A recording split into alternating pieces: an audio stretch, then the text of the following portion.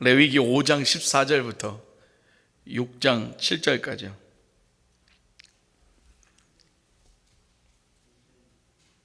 네. 일단 5장 14절부터 읽으면 됩니다. 그럼 그냥 합독하겠습니다. 다 같이 합독하겠습니다. 시작.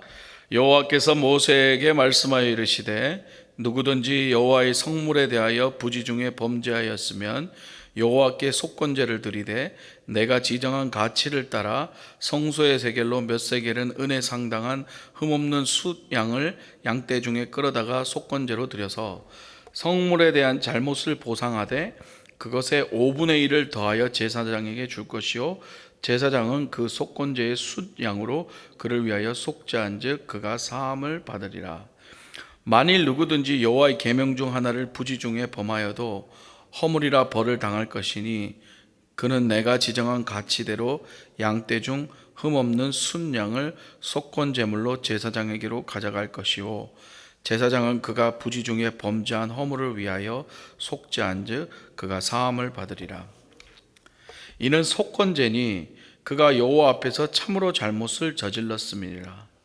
여호와께서 모세에게 말씀하여 이르시되 누구든지 여호와께 신실하지 못하여 범죄하되 곧 이웃이 맡긴 물건이나 전당물을 속이거나 도둑질하거나 착취하고도 사실을 부인하거나 남의 잃은 물건을 줍고도 사실을 부인하여 거짓 맹세하는 등 이 모든 사람 중에 하나라도 행하여 범죄하면 이는 죄를 범하였고 죄가 있는 자니 그 훔친 것이나 착취한 것이나 맡은 것이나 이런 물건을 주운 것이나 그 거짓한 맹세한 모든 물건을 돌려보내되 곧 그 본래 물건의 5분의 1을 더하여 돌려보낼 것이니 그 죄가 드러나는 날에 그 임자에게 줄 것이요 그는 또 속건제물을 여호와께 가져갈지니 곧 내가 지정한 가치대로 양떼 중 흠없는 숫양을 속건제물을 위하여 제사장에게 끌고 갈 것이요 제사장은 여호와 앞에서 그를 위하여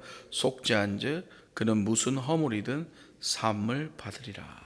아멘. 좀 내용이 길죠. 이 레위기에 이 제사에 관한 내용인데 지금 계속해서 제가 새벽 예배 때 레위기 강해를 하고 있습니다. 근데 이 속건제물에 대해서 지난 금요일로 한번 설교를 했었는데요. 하나님 주시는 마음이 있어서 이 속건제물에 대해서 오늘 일부 예배 시간에 한번 함께 나누기를 원합니다. 레위기를 보면은 5가지 제사가 나옵니다. 번제, 소제, 화목제, 속죄제, 속건제 이렇게 5가지의 제사가 나오는데 그 중에 속건제라는 게 있습니다. 이게 속건제는 속죄제와 속건제 둘 다 비슷한 내용인데요.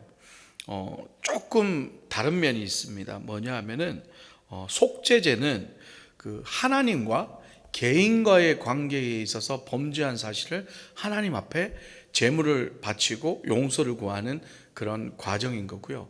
이 속건제는 뭐냐면은 하나님과 개인의 관계뿐만 아니라 개인과 사람과의 관계에 있어서 저지른 죄악들 이런 것들을 이제 하나님 앞에 고백하고 용서를 비는 건데 그 용서를 빌고 끝나는 것이 아니라 속건제는 그 잘못을 저지른 사람에게 보상도 해야 된다는 거예요. 예를 들어 오늘 본문의 말처럼 내가 남의 물건을 훔쳤으면은 그 훔친 물건을 돌려주는 것뿐만 아니라 그 훔친 물건 플러스 5분의 1도 더 더해서 그 사람에게 줘야 되는. 그러니까 조금 더 깊이 말하면은 죄를 짓는 것은 하나님께 용서를 구하면 하나님께서 용서를 해 주시지만 죄를 지어서 상처를 준, 죄를 지어서 상대에게 피해를 준 것에 대한 보상은 해야 된다는 게 오늘 성경에서 말씀하시는 겁니다. 속건제를 드려야 될 경우를 성경에서는 5가지로 말하고 있습니다. 어떤 사람이 죄를 지어 거기에 증인으로 불러가서 그가 아는 바를 숨겼을 때, 그러니까 증인으로 섰는데 내가 알면서 위증하는 것, 그 다음에 하나님께서 만지지 말라 했던 부정한 것들을 만지는 것, 또는 사람들에게 맹세, 약속을 해놓고 지키지 않는 경우, 그 다음에 교회의 성물을 훔치는 것들, 그 다음에 세상의 법을 어기듯이 잘못해서 법을 어기는 경우, 이런 경우에 하나님께서는 제물을 양이나 새나 그런 곡식 가루로 제물을 바쳐서 하나님 앞에 예배를 드리라고 그렇게 정해 놓으셨던 겁니다. 아까도 서두에도 말씀드렸지만은 이 속건제는요, 속죄제는 하나님 앞에 드리고 용서를 받으면 끝나는 건데, 이 속건제는 용서받고 끝나는 게 아니에요. 그 죄 지은 사람한테 가서 다 그걸 보상하고 그만큼의 책임을 다 져야 된다는 거예요. 그래서 속죄제와 속건제 이런 면에서 다른 거예요. 우리가 하나님께서 예수 그리스도를 피값으로, 예수 그리스도를 십자가에 달려 흠없는 양으로 제물로 바치시고 우리를 살리셨잖아요. 우리를 용서해 주셨잖아요. 그게 속죄제인 거예요. 그게 미닝이. 그러니까 하나님이 우리를 예수 그리스도의 보혈의 은혜로 우리를 용서해 주셨어요. 그러니까 우리는 이제 죄 사함을 받은 거예요. 그런데 우리가 죄를 안 짓고 사나요? 그럼에도 우리는 살면서 죄를 짓고 살잖아요. 그러니까 바로 속건제가 그런 거예요. 그럼에도 불구하고 살면서 짓는 죄들을 하나님 앞에 용서하라는 거예요. 여기서 재밌는 게 뭐냐면요, 속죄제는 항상 하나님이 뭐라면요, 흠없는 송아지를 바치라 그랬어요. 여러분, 송아지가 그 당시엔 송아지 소는 가장 비싼 제물이에요. 그러니까 하나님 앞에 드리는 거는 이 가장 귀한 걸로, 가장 좋은 걸로 하나님 앞에 드림으로써 죄사함을 받은 거예요. 가장 귀하신 예수 그리스도를 죽임으로 우리를 살리셨다는 거예요. 그 다음에 우리가 짓는 자범죄들, 세상을 살아가면서 짓는 이런 자범죄들은 뭐예요? 속건제. 그러니까 그 죄물도요, 하나님께서 한 가지만 하신 게 아니에요. 속죄제는 딱 한 가지예요. 그거 외에는 아무것도 안 받아요. 초이스가 없어요. 그런데 속건제는 어떻게 하셨어요?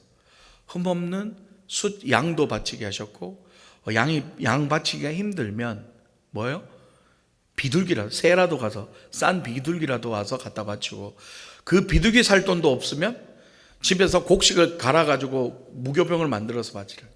이거의 뜻이 뭐냐면은, 이 자범죄는 우리의 형편에 맞게 우리가 하나님 앞에 용서하고 회개를 해야 된다는 거예요. 어떤 잘못이든 간에 하나님이 뭐냐면 이 자범죄에 대해서는 그만큼 우리에게 자유함을 주셨다는 거예요. 어떤 자유함? 우리가 회개할 수 있는 다양한 자유함. 그런데 문제는 뭐냐면은 우리가 살아가면서 그 짓는 죄, 그런 것들이 하나님 앞에 당연히 용서를 구하고 회개를 해야 되지만, 오늘 본문에서 하는 말은 뭐냐면 회개하는 것으로 끝나는 것이 아니라 그 잘못에 대한 책임을 져야 된다는 거예요. 내가 무슨 잘못을 했던 간에. 특히 오늘 본문 6장 17절에 보면 이렇게 말하죠. 거짓 맹세한 모든 물건을 돌려보내되 곧 그 본래 물건의 5분의 1을 돌려보낼 것이니 그 죄가 드러나는 날에는 그 임자에게 줄 것이요. 훔친 물건을 돌려줄 뿐만 아니라 본래 물건의 5분의 1을 더하여 보내라고 말씀하셨어요. 우리는 연약해서 세상을 살아가면서 많은 죄를 짓고 삽니다. 때로는 하나님의 명령을 거역하고 하나님 뜻대로 살지 못하는 죄도 짓고요, 일상생활에서 사람들의 관계 속에서도 죄를 짓고 여러 가지 죄들을 짓고 살아갑니다. 하지만 아까 얘기했듯이 하나님께서는 이 속건제를 통하여 십자가 앞에 죄를 자복하고 회개하면 언제든지 하나님께서는 용서해 주신다고 우리에게 말씀하셨어요. 그런데 그러한 속건제를 드리기 전에 먼저 해야 될 것이 있어요. 우리 하나님 앞에 회개하기 전에 먼저 해야 될 것이 있다는 거예요. 그게 뭐냐 하면 그 나의 지은 죄에 대한 보상과 책임을 먼저 해야 된다는 거예요.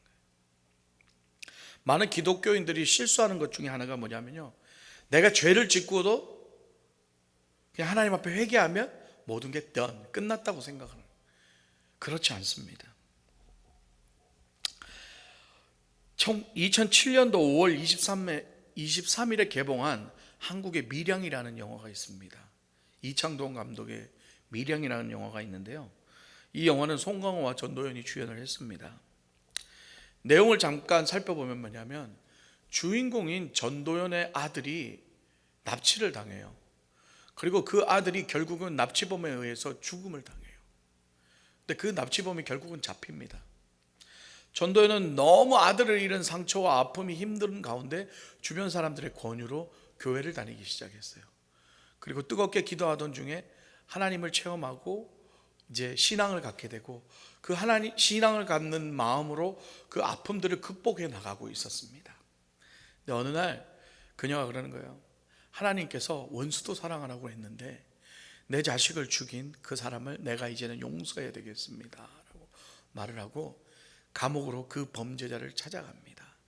그리고 자기는 생각했습니다. 그 범죄자가 나를 만났을 때 얼마나 울면서 나한테 미안하다고 할까? 그러면 내가 괜찮다, 예수님도 나를 용서해 주셨는데 나도 당신을 용서하겠습니다 라는 그런 마음을 가지고 그 범죄자를 만났습니다.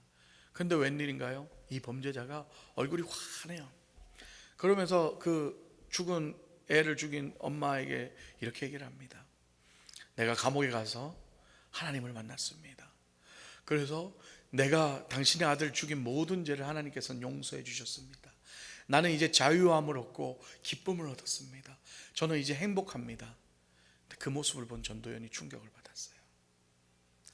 나도 용서를 안 했는데 어떻게 하나님께서 저 사람을 용서할 수가 있는가? 나는 아직도 내 자식이 죽어서 마음이 아프고 고통스러운데 어떻게 저 사람은 내 앞에서 저렇게 웃으면서 기뻐할 수가 있는가? 이 전도연은 그 자리에서 충격을 받고 신앙을 다 버려버립니다. 그리고 예수 믿는 사람, 예수 믿는 장로님들을 찾아가서 유혹하고 예수 믿는 집사들을 찾아가서 성적으로 유혹해서 그들을 타락하게 만듭니다. 어쩌면 기독교적으로 봤을 때는 이 영화는 어떻게 보면 안티크리스천 영화예요. 기독교를 까는 영화고 기독교를 욕하는 영화입니다. 그런데 거기서 우리가 나쁜 영화다라고만 생각할 것이 아니라 우리가 살펴볼 것이 있다는 거예요. 만약에 그 범인이 하나님이 용서를 해 주셨지만 그 남의 자식을 죽인 그 부모 앞에서 그 부모에 대한 정말 그 미안한 마음, 죄송한 마음, 그 마음이 있었다면 아무리 하나님이 용서를 했다 해도 그 자리에서 무릎 꿇고 사과를 하고 내가 당신의 아들을 죽였음에 너무나 죄송합니다, 눈물을 흘리며 용서를 구하고 평생 내가 그것에 대해서 자숙하고 그것을 보상하기 위해서 더 열심히 착하게 살겠습니다라고 하는 게 바로 맞는 거라는 거예요. 그게 바로 오늘 성경 말씀에 하나님이 하라는 게 그런 것들입니다. 마태복음 5장 23절 24절을 통해서 예수님께서 이렇게 말씀하셨습니다. 그러므로 예물을 제단에 드리려다가 거기서 내 형제에게 원망 들을 만한 일이 있는 것이 생각나거든 예물을 제단 앞에 두고 먼저 가서 형제와 화목하고 그 후에 와서 예물을 드리라. 예수님께서도 마태복음을 통하여 예물을 드리기 전에 먼저 형제와 화목하라고 하신 거예요. 뭐예요? 예배 드리기 전에 먼저 형제하고 화목하라는 거예요. 예배 드리기 전에 먼저 원망받을 일이 있으면 그것을 풀고 와서 예배를 드리라는, 그래야 하나님이 받으신다는 거예요. 근데 그러지 않잖아요. 싸우고도 와서 버젓이 앉아서 예배를 드리잖아요.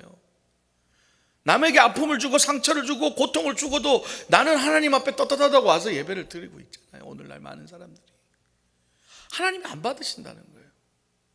먼저 해야 할 일은 가서 사과하고 내가 지은 잘못에 대한 책임을 지고 그것을 해결한 다음에 와서 예배를 드리라는 거예요. 오늘 많은 교회 성도들이, 리더자들이 교회를 이용하여 죄를 짓고 주변 사람들에게 상처를 주고 죄를 짓고도 자신은 회개하였기 때문에 하나님께 용서를 받았다고 당당하게 살아가는 사람들이 있습니다. 스스로의 관계, 스스로와 하나님의 관계에서 죄를 지은 것은 회개하면 하나님이 당연히 용서해 주시지요. 그러나 자신으로 인하여 교회가 피해를 입고 자신으로 인하여 성도들이 실족하고 자신으로 인하여 성도들이 상처를 받고 자신으로 인하여 성도들이 복음을 잃어간다면은 그래도 나는 하나님이 용서해 주시기 때문에 괜찮아가 아니라는 거예요. 어떻게 책임을 져야 돼요? 보여줘야 돼요. 그들에게 내가 지은 잘못에 대한 것, 내가 지은 죄에 대한 것에 대한 책임을 져야 된다는 거예요. 어떻게 지는 건가요? 내가 가지고 있는 거 다 내려놔야죠. 그리고 하나님의 뜻을 구하고 그들에게 찾아가서 사과하고 그들의 마음을 돌릴 수 있다면 무슨 일이든 해야 되는 게 바로 하나님이 말씀하신 예수 그리스도의 그게 사랑인 거예요. 연약한 인간이기 때문에 사람은 누구나 실수할 수 있습니다. 누구나, 여러분, 여기에 완전한 사람 아무도 없어요. 우리 모두 다 죄를 지을 수 있는 사람들이에요. 저도 마찬가지고 여러분들도 마찬가지고. 그 죄를 짓고 나서 회개하고 하나님 앞에 용서를 구하는 건 당연한 일입니다.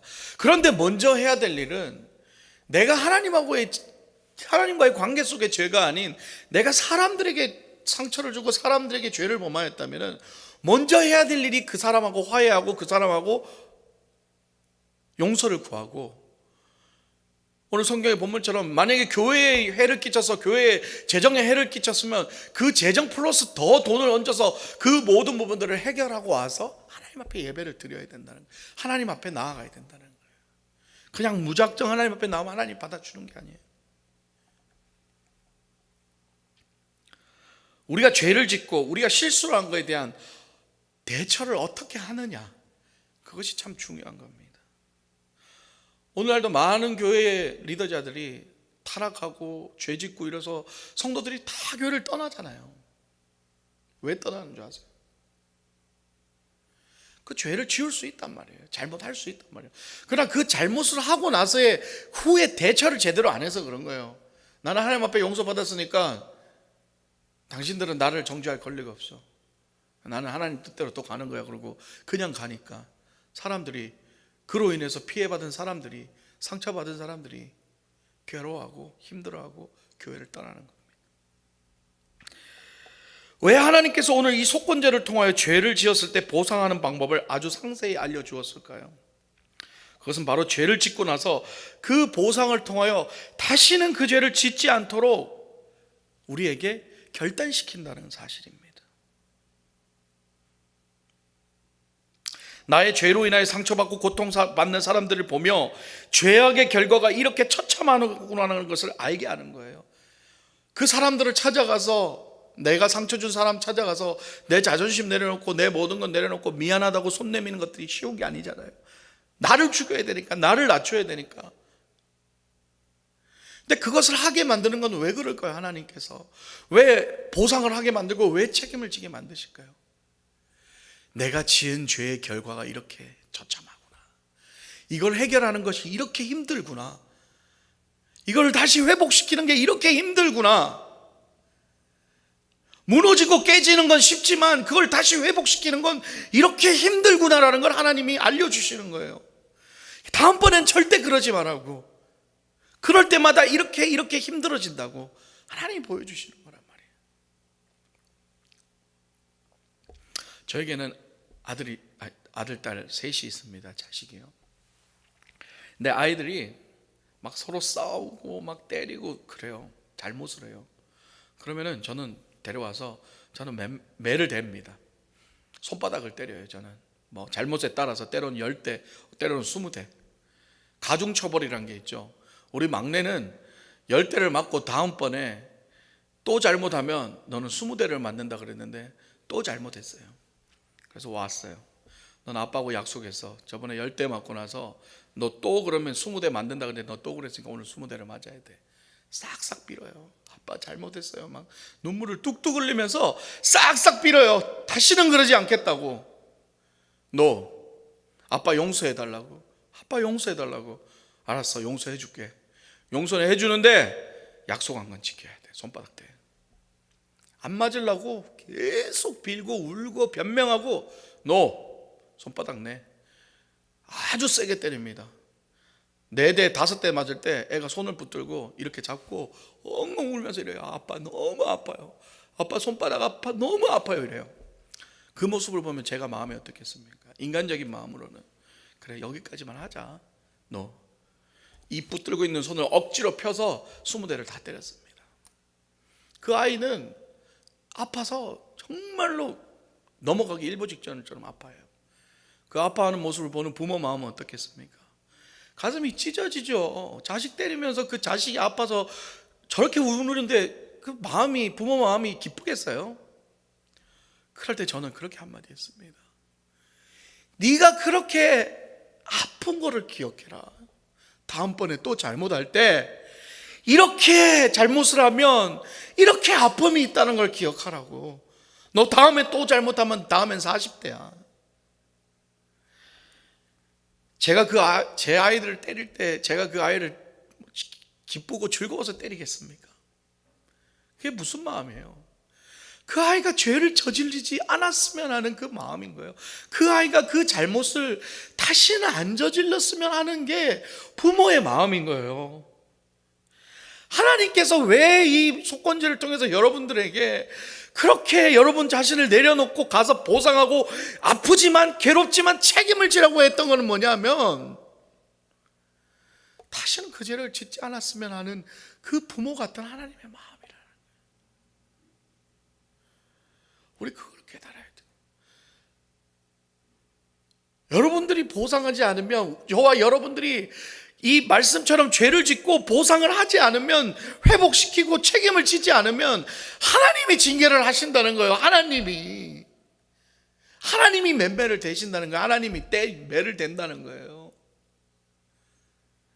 내가 가서 책임을 지는 게 더 쉽습니다. 하나님이 매를 대면 더 아파요. 더 힘들고 더 괴롭고 다 걷어가세요. 어떨 땐 건강도 걷어가고 어떨 땐 생명까지도 걷어가시는 게 하나님이시란 말이에요.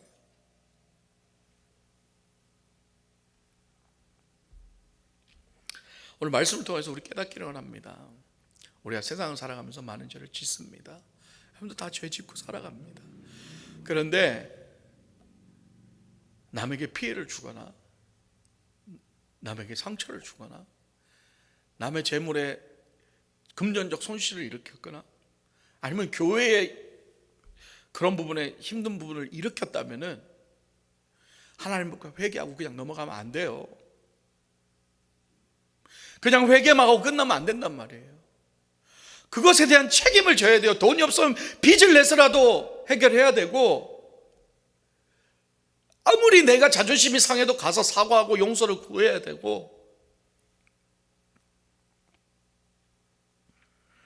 그렇게 해야 된다는 거예요.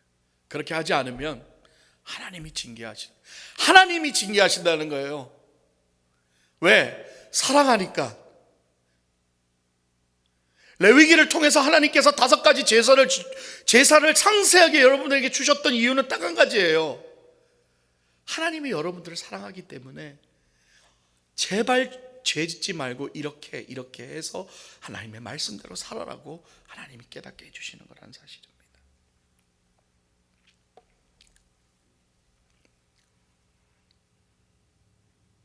누군지는 밝히지 않겠습니다. 한 큰 교회 담임 목사님이 계셨습니다. 이 담임 목사님께서 열심히 목회를 하던 가중에 이 성적인 컨트롤을 잘 못하셔가지고 실수를 저지르셨어요. 그런데 그 실수를 저지른 것을 장로님이 알게 됐어요, 교회에. 그래서 장로님이 목사님을 찾아가서 이렇게 얘기했습니다. 목사님의 이 문제가 드러나면 교회에 심각한 문제가 생길 수 있으니까 조용히 그냥 넘어갑시다. 우리가 묻어두겠다고. 그런데 그 목사님이 그 얘기를 듣고는 충격이 온 거예요. 아무도 모를 줄 알았는데 장로님한테 듣긴 거는 자기 스스로가 하나님 앞에 괴로워서 견딜 수가 없는 거예요. 오늘 주일날 단에 서가지고요, 자기가 한 모든 성도들 앞에 눈물을 흘리면서 다 얘기를 했답니다. 그리고 나는 이 자리에 설 수 없는 사람이라고 거기서 얘기하면서 모든 성도들에게 무릎 꿇고 용서를 구하고는 그 자리에서 사임하겠다고, 그리고 내려오려고 그러는데 성도들이 다 일어서서 그렇게 얘기했대요. 목사님 그러지 마시라고. 목사님 내려오지 마시라고. 왜냐하면 목사님이 성도들 앞에서 그렇게 자신의 모든 죄를 고백하고 무릎 꿇고 용서하기까지는 정말 죽기보다도 힘든 일을 목사님은 이미 하셨습니다. 우리는 하나님이 이미 목사님의 그 모습을 보고 용서하셨고 하나님이 용서하셨기 때문에 우리도 목사님을 용서합니다. 그 자리에서 성도들이 나가서 목사님을 끌어안고 울고 그 교회는 더 건강한 교회가 돼서 하나님 앞에 귀하게 쓰임받는 교회가 됐다고 합니다. 할렐루야. 오늘 속건제를 통해서 죄에 대한 용서와 그 죄에 대한 보상과 책임감에 대해서 오늘 알게 하셨습니다. 하나님께서 제사라는 것을 통해서 여러 가지 복잡한 절차와 규례를 우리에게 상세히 알려주신 것은 바로 하나님께서 우리가 이 세상에서 올바르게 예배하며 살아가라고 가르치시는 하나님의 사랑의 표현인 것입니다. 우리도 이제는 그 하나님의 세밀한 그 가르쳐주신 제사의 방식이 사랑이라는 걸 깨달았으면 우리가 해야 될 일은 뭐냐면 그 세밀한 것들을 지켜나가는 게 바로 우리가 하나님의 사랑에 보답하는 것입니다. 할렐루야. 우리 하나님의 사랑에 보답하고 살아가는 것은 하나님 말씀에 순종하는 것입니다. 하나님 말씀에 책임을 지고 내가 지은 죄에 대한 책임을 지고 하나님 앞에 죄를 용서하면 끝나는 것이 아니라 가서 사과하고 나를 낮추고 나를 버리고 용서하고 보상하며 그 사람이 살릴 수만 있다면, 나로 인하여 실족한 사람이 살 수만 있다면 나를 희생할 수 있는 그런 마음을 가지고 살아가라는 게 오늘 주시는 말씀인 줄 믿습니다. 우리 다 같이 한번 기도하기를 원합니다. 우리가 하나님께서 예수 그리스도를 십자가에 달려 죽음으로 우리를 속죄해 주셨습니다. 그럼에도 불구하고 우리는 날마다 또 죄를 짓고 삽니다. 날마다 사람들에게 상처를 주고 삽니다. 날마다 사람들을 공격합니다. 나에게 조금만 힘든 것을 하고 나에게 조금만 공격을 하면 사람들을 공격하고 상처를 주고 교회를 깨고 그러한 일들을 하고 살아가는 것이 우리의 모습입니다. 하나님 용서하여 주시옵소서. 나를 버리게 하시고 하나님이 제사를 통하여서 우리에게 깨닫게 하신 것은 제발 죄를 짓지 마라. 제발 죄를 짓지 마라. 오늘 시간 다시 기도합니다. 하나님, 내가 그런 죄를 지었다면, 내가 혹시나 상처를 줬다면, 내가 혹이나 잘못을 했다면 그 잘못에 대한 책임을 지게 하시옵소서. 나를 버리고 책임지게 하시고 그 다음에 주님 앞에 나아가게 하시옵소서. 다 같이 통성으로 기도하겠습니다. 아버지 하나님 감사합니다. 오늘 주신 말씀을 통해서 하나님 아버지, 우리가 정말 살아가면서 짓는 모든 죄들을